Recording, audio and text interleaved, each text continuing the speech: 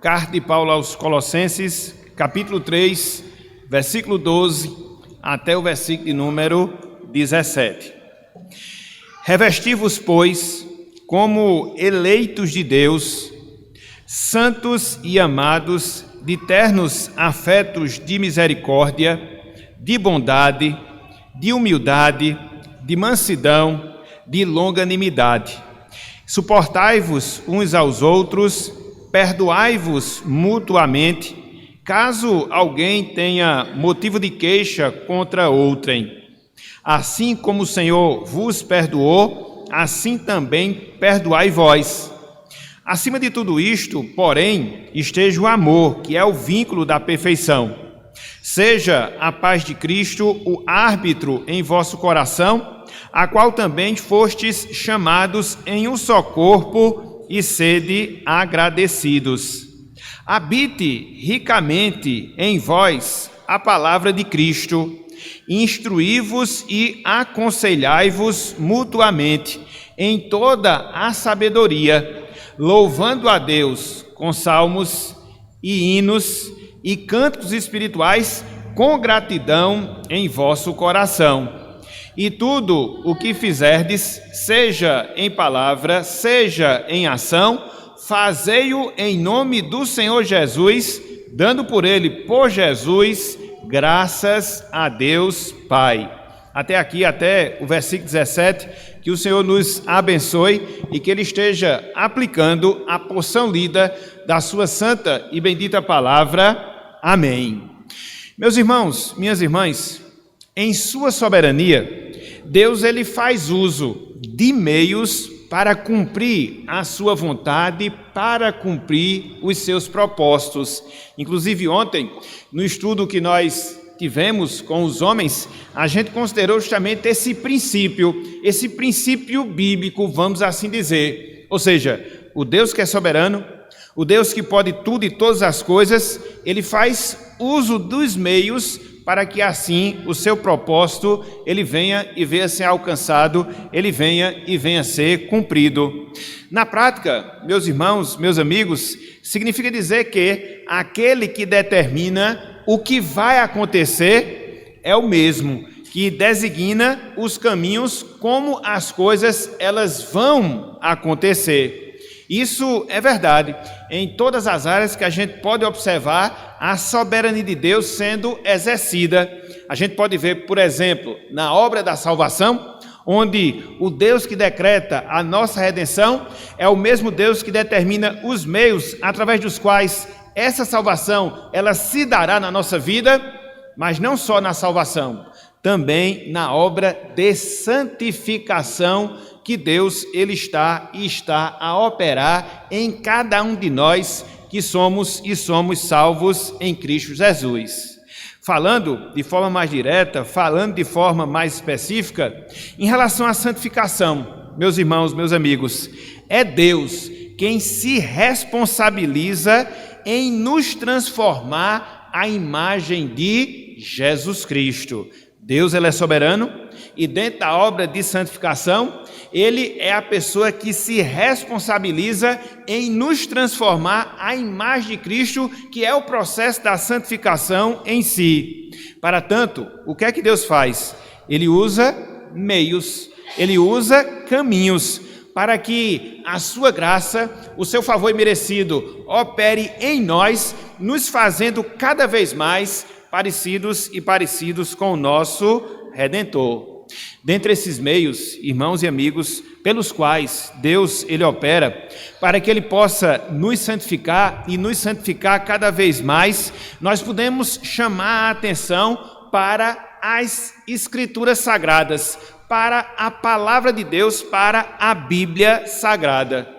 A gente pode dizer, irmãos e amigos, com toda certeza, a gente pode falar com toda a convicção que a Bíblia ela tem um poder santificador em nossas vidas. A Bíblia ela tem um poder santificador em nossas vidas. E aqui a gente podia citar, e aqui a gente podia falar vários textos que comprovam justamente esse fato, o poder que a Bíblia tem, o poder que a palavra de Deus tem de nos transformar cada vez mais à imagem de Jesus Cristo. Só para a gente poder citar 2 exemplos de um mesmo texto, sem desmarcar esse trecho aqui de Colossenses, abram por favor aí as suas Bíblias, lá no Salmo de número 119. São textos conhecidíssimos e que apontam justamente para esse fato. Que fato? O poder santificador que a palavra de Deus ela tem. Abram por favor aí, Salmo 119, que é o Salmo da Bíblia, e a gente vai ler 2 versos bem próximos um do outro. Salmo 119, versículo 9 e também o versículo 11. E perceba, através desses textos, como a Bíblia, repito, tem esse poder de nos transformar cada vez mais à imagem de Jesus Cristo. No versículo 9 do Salmo 119, o salmista aqui ele faz uma pergunta e ele mesmo responde. Ele diz: de que maneira, veja, poderá o jovem guardar puro o seu caminho? Caminho de santidade, caminho de temor, caminho de piedade. Ele mesmo responde. E o que é que ele fala? Observando segundo a tua palavra. Então a gente só pode se conservar no caminho de Deus, a gente só pode guardar puro o nosso caminho quando nós observamos, quando nós atentamos para a palavra de Deus. E um pouco mais adiante, no versículo 11, olha só o que o salmista aqui continua a falar acerca desse poder santificador das Escrituras. Ele diz: guardo no coração o quê? As tuas palavras, aqui no caso, as palavras de Deus, com que objetivo, com que finalidade? Ele complementa: para não pecar contra ti. Então, 2 versos bem conhecidos, 2 versos bem básicos, mas que comprovam esse fato. Que fato? A Bíblia, ela tem sim um poder santificador nas nossas vidas. E é interessante, meus irmãos, meus amigos, que é justamente deste efeito santificador, deste poder santificador que a Bíblia tem, que Paulo, ele fala nesse trecho que nós lemos, mas que ele fala num sentido específico entre os versículos 16 e também o versículo de número 17. Não nos esqueçamos, irmãos e amigos, que Paulo, desde o versículo 2, ele está nos exortando a que nós nos revistamos, melhor dizendo, como eleitos de Deus. E aí, do versículo 13 em diante, ele coloca uma lista de atitudes, de posturas, de ações que nós devemos ter para que a gente possa ter esse revestimento e cada vez mais nos parecer com Jesus Cristo. A gente viu pelo menos 4 deles na semana passada. A gente precisa apoiar um ao outro enquanto membros do corpo de Jesus Cristo. A gente precisa exercitar o perdão. A gente precisa obedecer a Cristo. A gente precisa agradecer a Cristo. Tudo isso nós vimos até o versículo de número 14. Até o versículo de número 14. Até o versículo número 15, melhor dizendo. E aí a gente chega agora no versículo 16. E a gente vai observar, a partir desse verso, algumas ordens que o apóstolo Paulo continua a dar. Ordens relacionadas à palavra de Deus, a compromisso que nós devemos ter com a Bíblia Sagrada. Para quê? Para que a gente possa se santificar. Para quê? Para que a gente possa se consagrar. Para quê? Para que a gente possa se dedicar cada vez mais a Deus. São compromissos que eu, você, todos nós temos. De forma específica em relação à palavra, para que esse processo de santificação, ele continue a ser operado, ele continue a ser gerado em nossas vidas, não esquecendo daquilo que nós falamos no início da nossa meditação. Deus, ele é soberano, ele tem os seus planos e ele vai realizar os seus planos sempre através de meios. No caso, seu plano geral é que nós nos santifiquemos e ele usa a palavra como meio para que assim nós possamos nos santificar. Então, nós iremos, na noite de hoje, irmãos e amigos, pensar no seguinte tema: a busca pela santidade, santificação pela verdade. A busca da santidade, santificação pela verdade.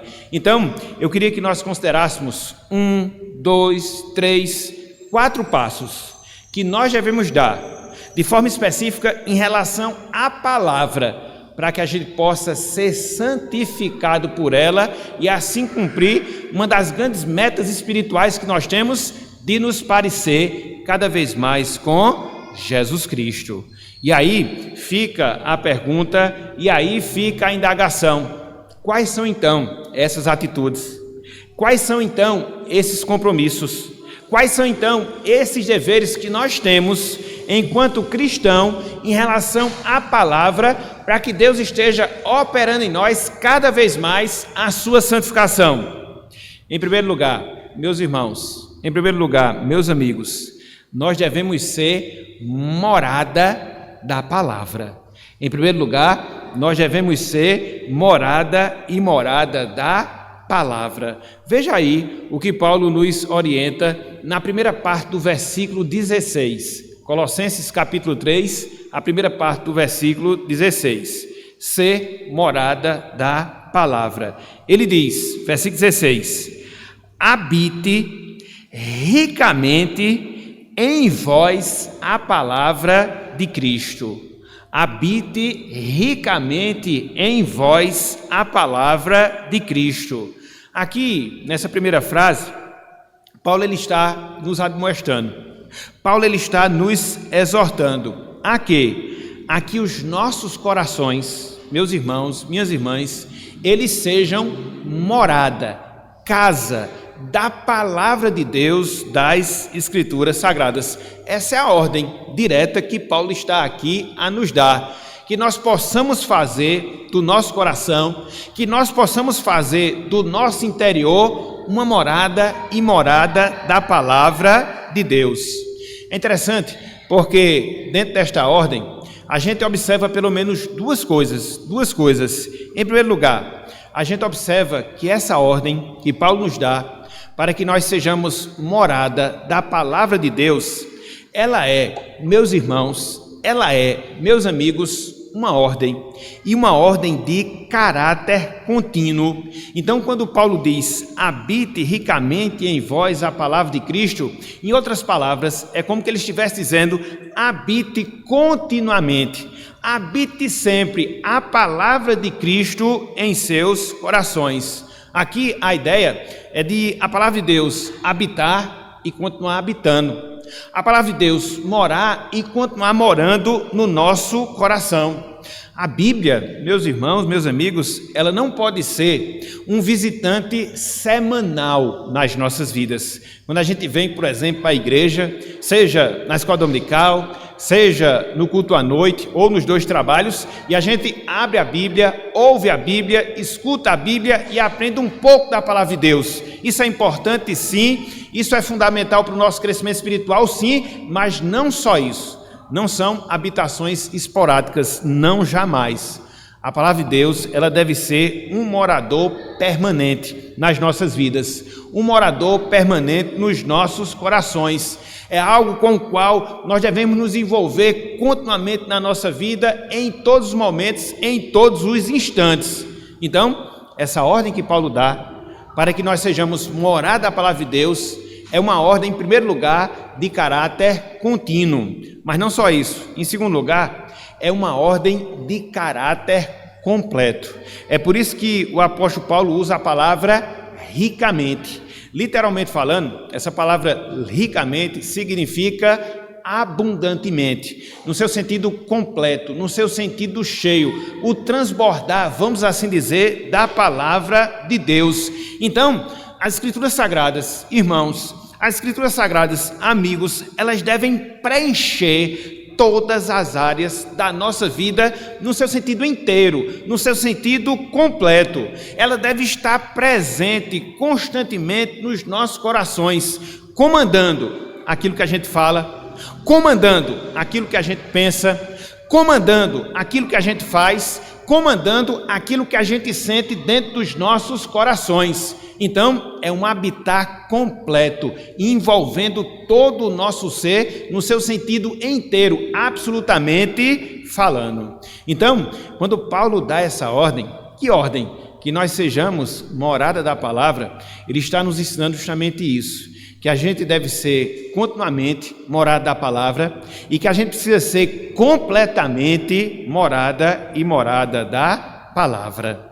Quando a gente analisa, meus irmãos, quando a gente analisa, meus amigos, essa ordem que Paulo aqui nos dá, a gente percebe, através do ensinamento do apóstolo, que o que ele está ordenando aqui, ou seja, da palavra de Deus habitar ricamente nos nossos corações, é a mesma coisa que ele ensinou lá em Efésios, capítulo 5, versículo 18, quando ele nos ordena a que nós possamos nos encher do Espírito Santo. Não foi isso que nós lemos?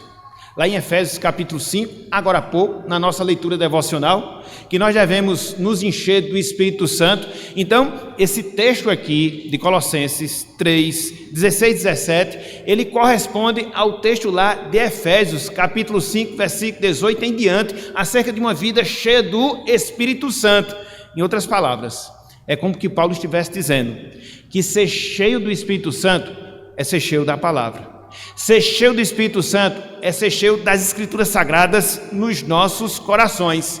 Na medida em que nós nos enchemos da palavra, na medida em que nós nos alimentamos da palavra, na medida em que a palavra está a habitar continuamente e completamente nas nossas vidas, nós estamos cheios do próprio Deus, cheios do próprio Senhor.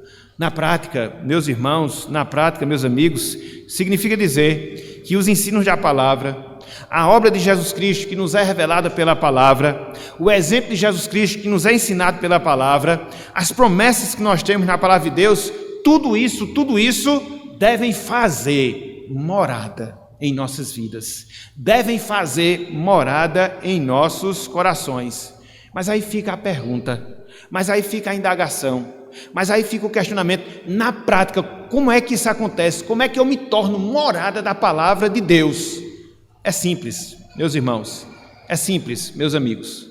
Quando a gente procura ler a palavra, quando a gente procura escutá-la, quando a gente procura memorizá-la, quando a gente procura ensiná-la, quando a gente procura cantá-la, conforme a gente vai ver um pouco mais adiante. Então, quando a gente pratica esses exercícios espirituais com relação à palavra de Deus, nós estamos, na prática, nos tornando morada de Deus, morada da palavra. Então, é a primeira ordem, é o primeiro mandamento, é o primeiro compromisso que eu, você, todos nós temos em relação à palavra.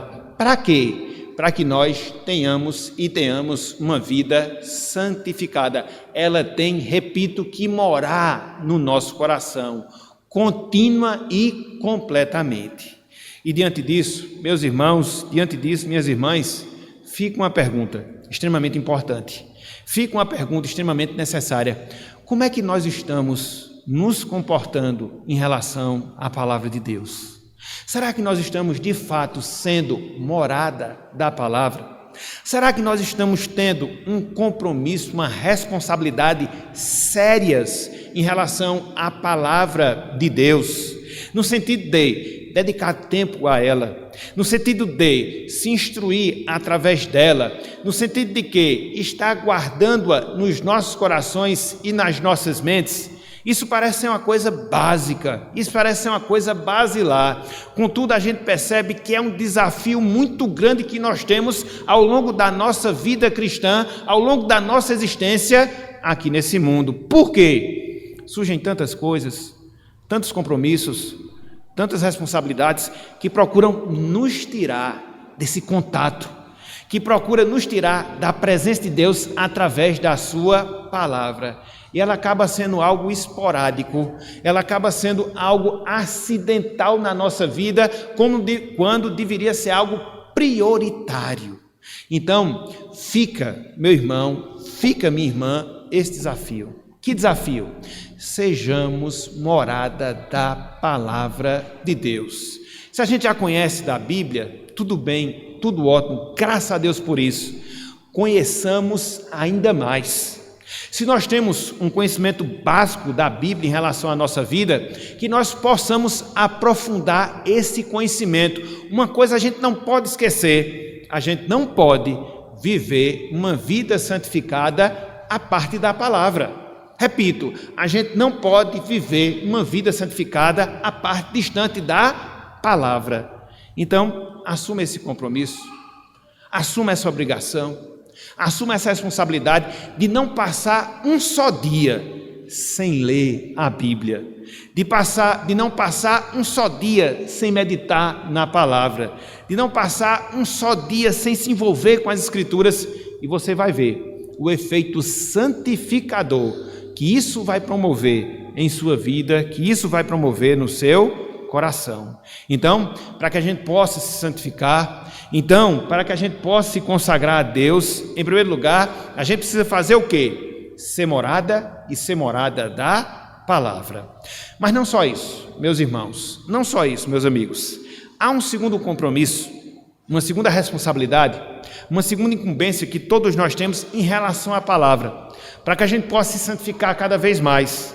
Se por um lado, conforme nós acabamos de ver, nós devemos ser morada da palavra, em segundo lugar, nós devemos falar da palavra. Veja aí o restante do versículo 16, Colossenses 3, versículo 16, o restante do versículo 16.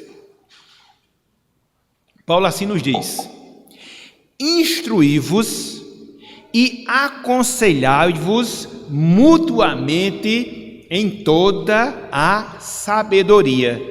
Instruí-vos e aconselhai-vos mutuamente em toda a sabedoria.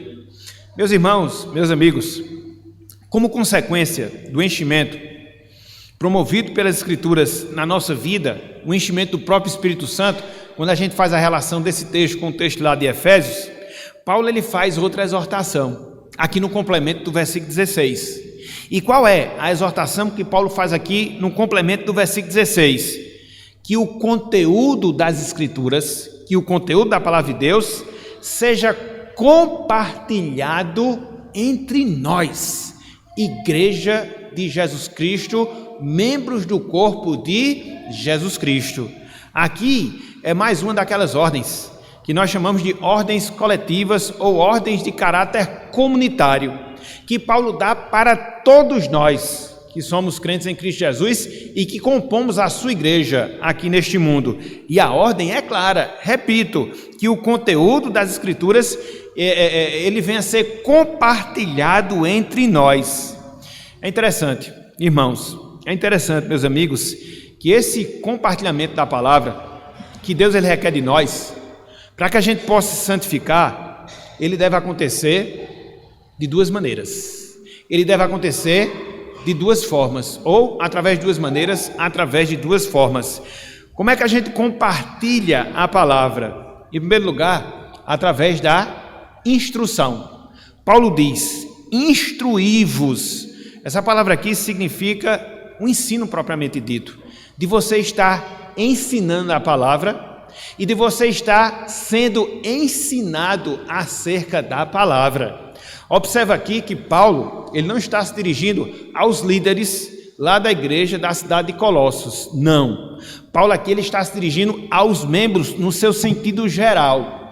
E ele dá justamente essa orientação que haja entre nós, membros do corpo de Cristo, essa disposição, essa postura, esse comportamento de nós nos instruir-nos, de nós nos instruir, de nós podermos ensinar um ao outro, ensinar e ser ensinado. É a primeira forma, vamos assim dizer, da gente compartilhar a palavra de Deus, mas não só através da instrução. Em segundo lugar, através do aconselhamento. É por isso que Paulo diz: aconselhai-vos. Essa palavra aqui, aconselhar, literalmente falando, significa encorajar. Literalmente falando, significa estimular. Literalmente falando, significa advertir. Literalmente falando, significa advertir. Então, era como que Paulo estivesse dizendo que vocês possam se instruir mutuamente e que vocês possam estar advertindo uns aos outros através de quê? Através da palavra. É interessante, meus irmãos, é interessante, meus amigos, que estas ordens que Paulo aqui nos dá, de podermos nos instruir mutuamente, de podermos nos aconselhar mutuamente, é um resultado. É um resultado de quê? Da Bíblia habitar ricamente no nosso coração. Foi aquilo que eu já falei em momentos anteriores, que a gente não pode dar aquilo que a gente não tem. A gente não pode ensinar acerca da palavra se nós não somos instruídos através dessa palavra. A gente não pode encorajar, a gente não pode advertir, a gente não pode aconselhar usando a Bíblia, se a Bíblia ela não é uma morada no nosso coração, se nós não sabemos nada dela. Isso não pode acontecer e não vai acontecer. Contudo, meus irmãos, contudo, minhas irmãs, na medida em que a gente se enche de Deus através da palavra, na medida em que a gente faz da Bíblia algo que está presente nas nossas vidas, a gente vai ter o que ensinar, a gente vai ter o que aconselhar, o que advertir, o que encorajar os irmãos. Por quê? Porque a gente tem um conteúdo da palavra dentro do nosso coração. E é isso que Paulo ele está a nos ensinar, é isso que Paulo ele está a nos dizer. É claro que quando a gente fala a palavra advertência dentro da igreja, a gente fica até atemorizado, porque parece que a gente não pode fazer mais isso, que a gente não pode ser corrigido, que a gente não pode ser aperfeiçoado. Não pode e deve. Quando a gente não faz isso, a gente está pecando contra Deus e a gente está deixando de crescer espiritualmente. A gente precisa ensinar uns aos outros, a gente precisa advertir uns aos outros, a gente precisa encorajar uns aos outros através de quê? Através da palavra. Agora, a gente deve usar o mesmo critério que Paulo usa aqui, que deve ser com toda a sabedoria. A palavra aqui, sabedoria, significa você aplicar as coisas no devido tempo e da forma correta. Então é assim que a gente deve usar a palavra, no tempo certo, da forma correta, mas através dela ensinar, através dela corrigir, através dela advertir, através dela aconselhar. É assim que a gente também cresce espiritualmente falando. Meus irmãos, meus amigos, a partir de tudo isso que Paulo está aqui a dizer, a gente aprende um princípio extremamente importante, um princípio salutar para as nossas vidas. E que princípio é esse? Irmãos, amigos, a melhor forma, preste atenção nisso, a melhor forma de guardar um ensino é transmitir aquilo que nós aprendemos. A melhor forma de guardar um ensino no nosso coração é transmitir aquilo que nós aprendemos. Quanto mais, meus irmãos, quanto mais, minhas irmãs, a gente passa para os outros aquilo que a gente aprende, mais a gente adquire conhecimento, mais a gente internaliza a palavra de Deus no nosso coração, mais a gente aprende acerca de Deus. A gente pode até dizer que o conhecimento que não é compartilhado, ele não cria raiz na nossa mente, ele não cria raiz no nosso coração. Daí a necessidade de Paulo dar essa ordem, de nós usarmos a palavra que já está no nosso coração para instruir, de nós usarmos a palavra que já está no nosso coração para nós aconselharmos e fazermos isso de maneira mútua, ou seja, como membros que nós somos do corpo de Cristo aqui nesse mundo. Então, meu irmão, minha irmã, fica aqui um desafio para cada um de nós, que somos crentes em Cristo Jesus. E que desafio é esse? Que nós procuremos ser fonte que jorra verdades de vida e de vida eterna. Meus irmãos, minhas irmãs, esse é um compromisso que a gente deve ter, de ser uma fonte perene, que jorra verdades, ensinos, instruções, aconselhamentos bíblicos para as pessoas que estão ao nosso derredor. Como isso é bom, meus irmãos, como isso é bom, minhas irmãs, a gente ter um falar bíblico, a gente ter um comunicar bíblico, para que nós possamos nos ajudar mutuamente. Igreja é isso, é a gente ter esses instantes, nos nossos momentos de comunhão, para podermos compartilhar a palavra, aquilo que a gente aprende no estudo bíblico, aquilo que a gente aprende no escola dominical, aquilo que a gente aprende no culto à noite, aquilo que a gente aprende nas nossas devocionais. Irmãos e irmãs, vocês já pensaram como uma igreja ela enriquece, ela cresce, ela se santifica, se a gente usa esse princípio na nossa convivência eclesiástica, a nossa convivência enquanto irmãos em Cristo Jesus? Isso é um indício, meus irmãos, isso é um indício, minhas irmãs, de uma igreja avivada. Uma igreja avivada não é aquela igreja que pula, que dá glória a Deus, aleluia. Não é isso. Uma igreja avivada é uma igreja que tem a palavra, uma igreja avivada é uma igreja que vive a palavra, uma igreja avivada é uma igreja que ensina a palavra, uma igreja avivada é uma igreja que é transformada pela palavra. Isso sim é uma igreja avivada. E é disso que nós precisamos, enquanto igreja de Jesus Cristo.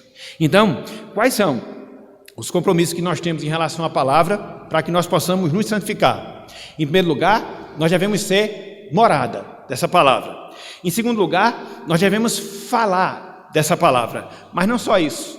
Em terceiro lugar, nós devemos cantar a palavra de Deus. Nós precisamos cantar a palavra de Deus. É o complemento aqui do versículo 16. Olha aí para a sua Bíblia, Colossenses capítulo 3, versículo 16. Eu vou ler do início só para a gente poder se reiterar aqui, ou se inteirar, melhor dizendo, do texto. Diz o seguinte: habite ricamente em vós a palavra de Cristo.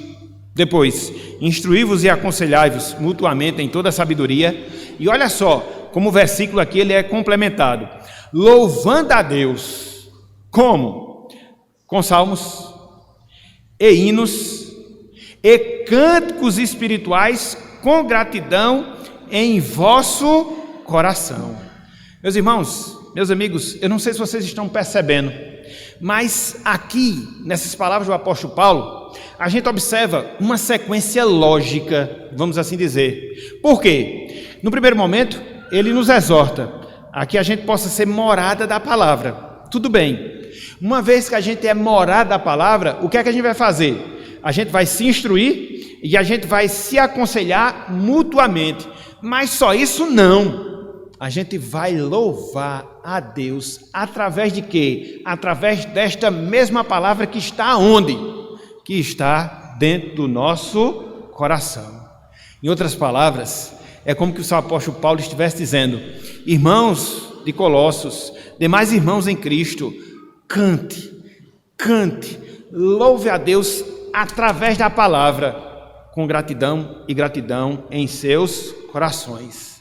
Paulo aqui ele está mostrando a necessidade que nós, Igreja de Jesus Cristo, aqui neste mundo temos, de um louvor, de uma adoração que seja bíblica, que emane das Escrituras sagradas, para que a gente possa adorar a Deus por aquilo que Ele é, para que a gente possa louvar a Deus por aquilo que Ele faz, não baseado nos nossos raciocínios, não baseado nos nossos sentimentos, também não, mas baseados tão somente naquilo que a Bíblia fala acerca de Deus e acerca daquilo que Deus Ele realiza. É tão interessante isso, meus irmãos, é tão interessante isso, minhas irmãs, porque aqui nesse trecho, na parte complementar do versículo 16, Paulo ele usa 3 palavras para se referir à palavra de Deus, mostrando que o conteúdo do nosso louvor deve ser um conteúdo bíblico, respaldado pelas Escrituras sagradas. Quais são essas 3 palavras que o apóstolo Paulo usa para mostrar que nós devemos louvar a Deus através da Bíblia? A primeira palavra, ele coloca aí, salmos. Não é isso que ele diz? Louvando a Deus com salmos. Aqui, meus irmãos, corresponde aos cânticos do saltério. O que é o saltério? São os 150 salmos que nós temos lá no Antigo Testamento. Para o povo judeu, os 150 salmos eram os salmos hinos deles. Eles cantavam a Deus, eles louvavam a Deus. E qual era o livro de cântico, vamos assim dizer, do judeu lá do Antigo Testamento? Os 150 salmos que nós temos em nossas Bíblias, que são chamados também de saltério. Então, Paulo fala justamente isso, que a gente louve a Deus com salmos, mas não só isso. Ele diz que a gente deve louvar a Deus com hinos, e esses hinos aqui, eles significam cânticos que nós encontramos, sobretudo no Novo Testamento, que fazem referência não só à pessoa do Deus Pai, mas também à pessoa do Deus Filho. Há vários deles, quando a gente olha o Novo Testamento, inclusive hinos que eram entoados no tempo da igreja primitiva, há mais de 2000 anos. Então são esses hinos aos quais aqui Paulo ele faz menção. Mas não apenas salmos, não apenas hinos, Paulo também aqui faz menção a cânticos espirituais. O que é isso? São cânticos bíblicos de temas, saindo da pessoa de Deus, saindo da pessoa de Jesus Cristo, temas gerais, vamos assim dizer, que nós encontramos nas Escrituras Sagradas. Então, o que Paulo quer nos ensinar é justamente isso. Irmãos, irmãs, louvem a Deus. Irmãos, irmãs, cantem ao Senhor e usem a Bíblia para vocês poderem fazer isso. E aqui, meus irmãos, aqui, meus amigos, a gente já extrai um outro princípio para as nossas vidas. Que princípio é? Uma vida piedosa, uma vida santificada, ela é alcançada através do louvor bíblico. Pode anotar isso aí se você quiser. Pode anotar isso aí se você quiser. Uma vida piedosa, ela é alcançada através do louvor e do louvor bíblico. Ao cantarmos a palavra de Deus, nós temos, irmãos e irmãs, a oportunidade de recordar as verdades que nós encontramos na própria Bíblia. Mas não só isso, quando nós cantamos a palavra, quando nós exaltamos a Deus baseado naquilo que nós temos na sua palavra, a gente tem uma disposição de guardar no nosso coração de forma mais eficaz tudo isso que nós aprendemos de Deus. Mas não só isso, quando a gente procura louvar a Deus baseado na sua palavra, a gente se distancia do padrão do mundo e a gente acaba desviando a nossa atenção das coisas do mundo e voltando a nossa atenção tão somente para as coisas de Deus, tão somente para as coisas do Senhor. Que maravilha, meus irmãos, que maravilha, minhas irmãs. A gente se santifica através da oração? Sim. A gente se santifica através da comunhão cristã? Sim. A gente se santifica através da participação nos sacramentos? Sim. A gente se santifica através da palavra? Sim. Sobretudo, quando a gente canta, quando a gente exalta a Deus, quando a gente glorifica a Deus através dessa palavra.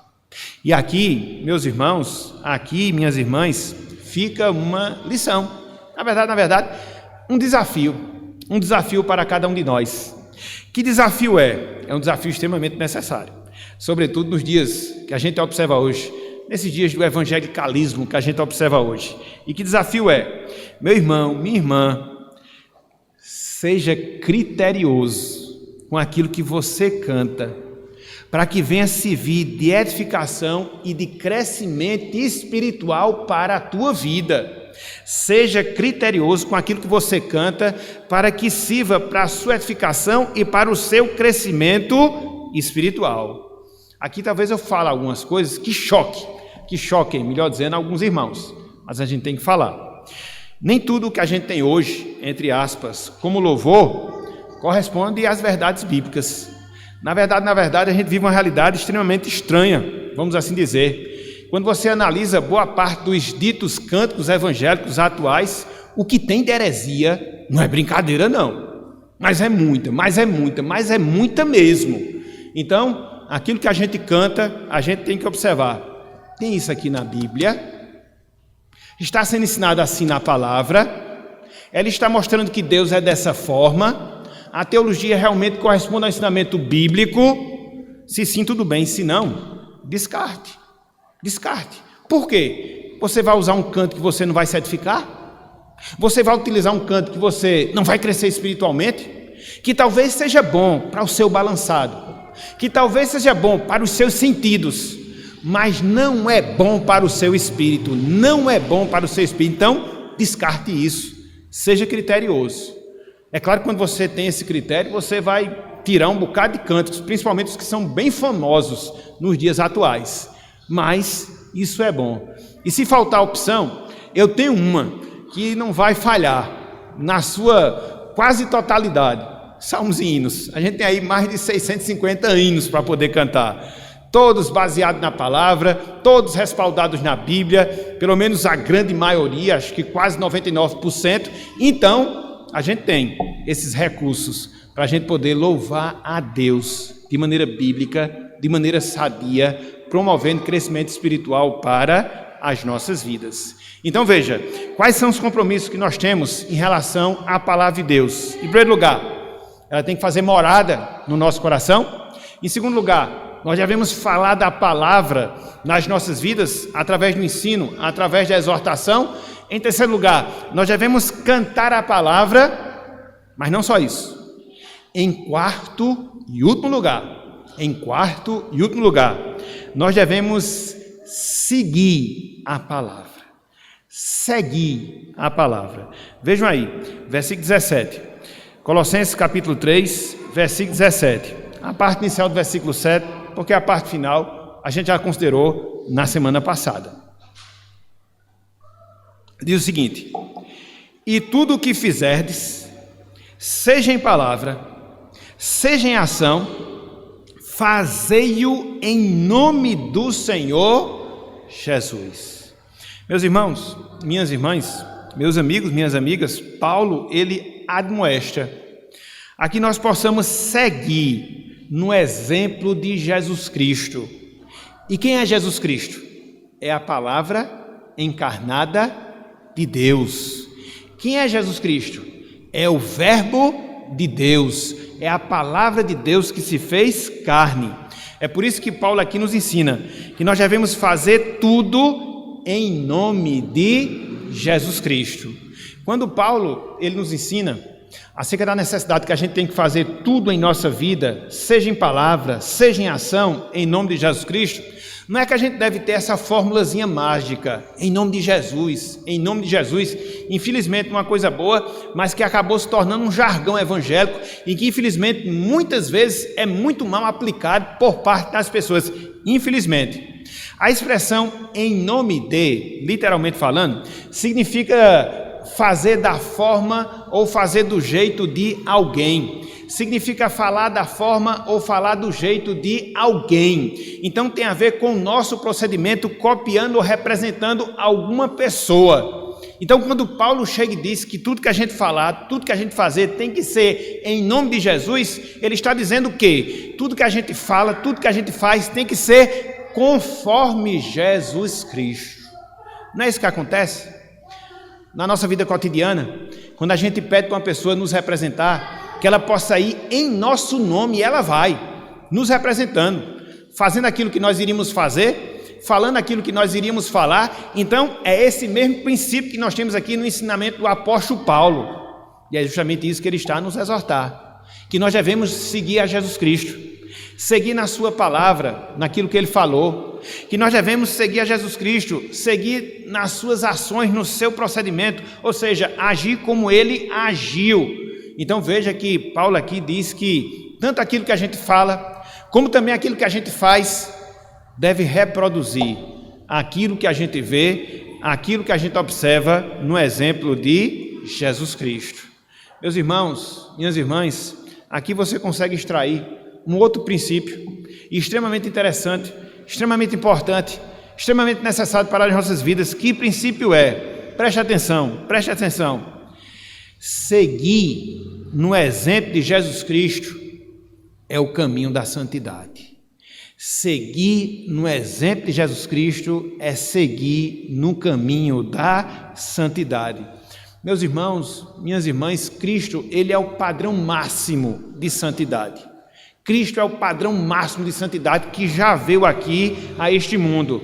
Ele viveu entre nós, ele se encarnou, ele desenvolveu seu ministério aqui entre nós, viveu nas mesmas condições a que nós vivemos, ele suportou as mesmas tentações que nós vivenciamos. A grande diferença foi que ele não pecou, ele foi santo no sentido absoluto da palavra.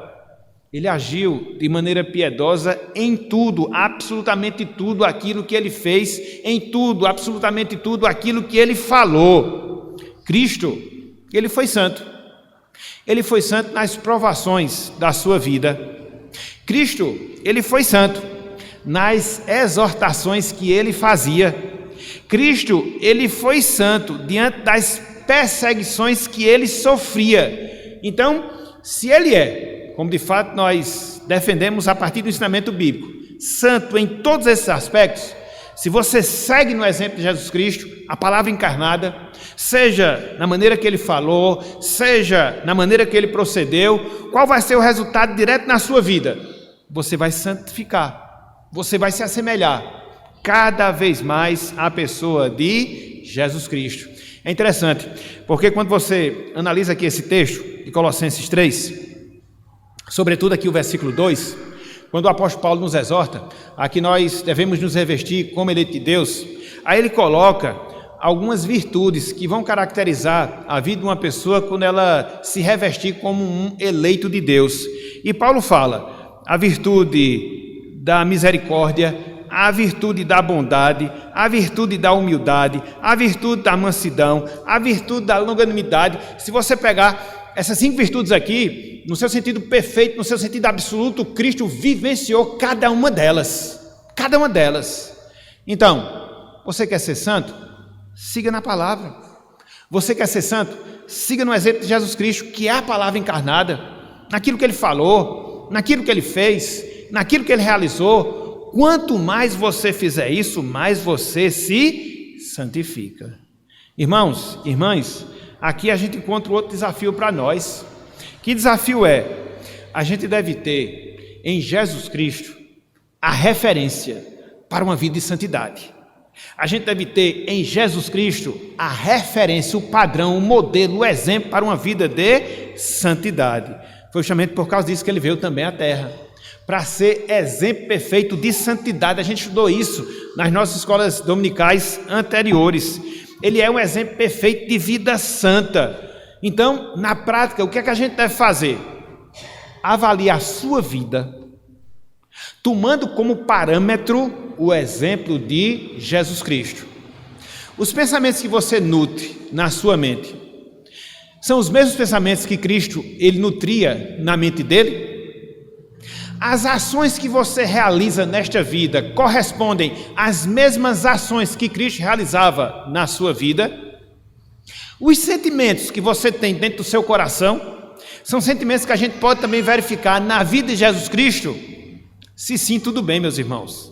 Se não, a gente tem a obrigação de nos arrepender, de confessar os nossos pecados, de abandonar essa prática e de procurar seguir no exemplo de Jesus Cristo. Isso é desafiador, mas é extremamente necessário, imprescindível, fundamental para as nossas vidas. Seja como Jesus. Vamos alcançar o patamar de reprodução perfeita do caráter de Jesus? Não nos enganemos, não vamos. Mas a gente vai ter que trilhar nesses passos, até o dia que Ele nos chamar para si. E é em trilhando esses passos que a gente vai reproduzir o seu caráter e que a gente vai ser reconhecido como cristão, como um mini Cristo. Então, tenha em Jesus a referência para a sua santidade. Meus irmãos, meus amigos, hoje nós vimos 4 ações relacionadas à palavra de Deus, para que a gente possa se santificar na nossa vida. Em primeiro lugar, a gente precisa fazer do nosso coração a habitação da palavra de Deus. Em segundo lugar, nós devemos transmitir os ensinos, os conselhos e as administrações que nós encontramos na palavra. Em terceiro lugar, nós devemos cantar a palavra. Em quarto lugar, nós devemos seguir a palavra, ou seja, seguir o exemplo de Jesus Cristo. E na medida em que nós fizermos tudo isso, acima de tudo, debaixo de muita oração, mais muita oração, a gente vai sentir as mudanças de vida que Deus, Ele vai operar em cada um de nós. Disto você pode ter certeza, disto você pode ter toda a convicção. Pega esses 4 passos relacionados à palavra, faça desses passos motivo de oração, para você clamar a Deus, para você clamar ao Senhor, para que Deus possa internalizar essas verdades na sua vida e que Ele possa fazer com que elas se tornem realidade. Ele vai fazer. Se envolva com a palavra, se envolva com as Escrituras, busque a Deus em oração e você vai ver, e você vai sentir as diferenças que isso vai provocar na sua vida. E não só você vai sentir, as pessoas que estiverem convivendo com você também elas vão sentir, e elas vão ver, que algo diferente está se dando na sua vida. E o que é esse algo diferente? O seu crescimento espiritual, o seu desenvolver em santidade. E foi para isto, meus irmãos, foi para isto, minhas irmãs, que Deus, Ele nos salvou. Aceitemos esse desafio, acima de tudo, na dependência de Jesus Cristo. Antes de nós concluirmos a nossa mensagem, nós queríamos nos dirigir especificamente falando para aquelas pessoas que ainda não foram ainda alcançados pela salvação. Em que sentido, meu amigo, em que sentido, minha amiga? Eu queria desafiar vocês, sim, eu queria desafiar vocês a quê? A que vocês se voltem para a palavra que acabou de ser pregada. Se voltem para a palavra que acabou de ser pregada. É a aceitação do Evangelho de Jesus Cristo que garante uma nova vida para a sua vida. É a aceitação do Evangelho de Jesus Cristo que garante uma nova vida para a sua vida. É a aceitação da palavra de Deus que vai abrir portas para você viver e viver em novidade de vida. Você não vai ser perfeito no sentido absoluto da palavra, mas você vai viver uma novidade de vida extremamente diferente a que você vive hoje. Você terá a sua vida transformada, a sua vida mudada, para que a partir disso você possa galgar os passos da santidade. Esse é o desafio para você na noite de hoje. Então, para que você possa cumpri-lo, no sentido de aceitar a palavra, o que é que você deve fazer também? Clame a Deus, para que Deus, através do seu Santo Espírito, possa fazer com que essa palavra possa penetrar no seu coração, possa fazer com que essa palavra possa abrir a sua mente, possa fazer com que essa palavra abra os seus olhos, ela possa transformar o seu coração para que você possa amar a Deus, ela possa abrir a sua mente para que você possa entender as coisas de Deus, ela possa abrir os seus olhos para que você venha enxergar a beleza de Cristo e para que Deus possa transformar o seu andar, para que assim você se volte para Jesus Cristo. E hoje, a partir de hoje, tão logo esse milagre se dê na sua vida, você possa viver uma vida santificada, uma vida transformada, uma vida mudada, acima de tudo, para a glória do nosso Deus. Que Ele nos abençoe e que Ele esteja aplicando em nós a sua santa palavra, em nome de Jesus. Amém.